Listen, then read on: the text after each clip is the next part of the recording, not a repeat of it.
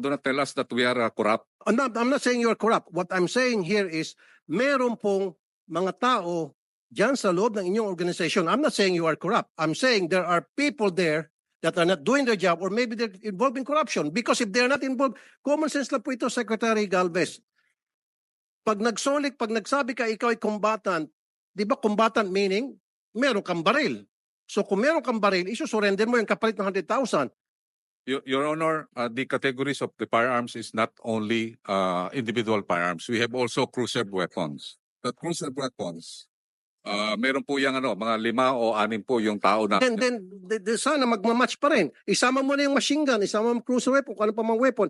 Kasama na dapat din. But I definitely take offense, Senator, that you are already telling us that there is a corruption.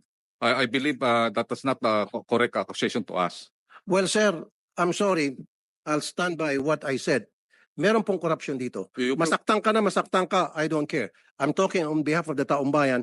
Kasi nga, sir, very clear ng discrepancy dahil kung hindi po, kung hindi po talaga, kung wala po talagang korupsyon dito, sana nagmamatch tong numbers. Hindi po nagmamatch. At saka isa pa, dapat nag-imbestiga na kayo dati pa.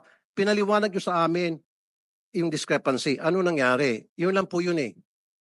Your Honors, Kasi we're talking of hundreds of thousands. May mga allegation pa nga. Hindi nga natanggap daw yung pera. Your Honor, we are there. We are validating all. Then prove to us na walang korupsyon. Then sabihin nyo sa amin bakit ganito kalaking discrepancy. Pag napaliwanag mo ng maayos, then babawiin kung sinabi ko rito. Your Honor, Mag-apologize pa ako sa iyo. Pero unless hindi mo ba ipaliwanag, then I'll stand by what I said, may corruption. Sir, mag-imbestiga po kayo, sir. I'm not saying again you're corrupt. There is corruption here. Mag-imbestiga po kayo, sir. And dapat head should roll dito. Meron talagang kalokohan dito. Hindi mo i-admit yun, sir, pero I'll stand by what I said.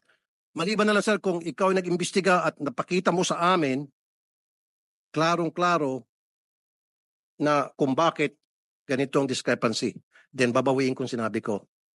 Pero kapag hindi niyo po napakita na ipaliwanag na maayos, I'll stand by what I'm saying here na there is corruption.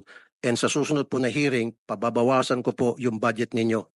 Dapat bigyan natin halaga yung buhay ng mga sundalo at mga polis natin. Huwag natin basta-basta na lang, sige, peace tayo, peace amnesty para, sorry again para pagkakitaan. And again, I'm not saying it's you. Huwag ko kayo maging masyadong defensive because I'm not referring to you. I'm referring to the body, to the organization na nagpo-process nitong pagsusurrender na para sa akin, paninindigan ko, pinagkakitaan. Hindi ho kayo naawa sa mga sundalo? Hindi kayo naawa sa mga polis? Sir, I beg to disagree na pagkakitaan po sa rin decommissioning because I myself really implementing this. I would like to really to... Then show me proof. Kasi pag show nakita ka sa akin ng proof, then babawiin ko. I will show proof, sir, Sa susunod na hearing. Yes, I will show proof that we are not corrupt.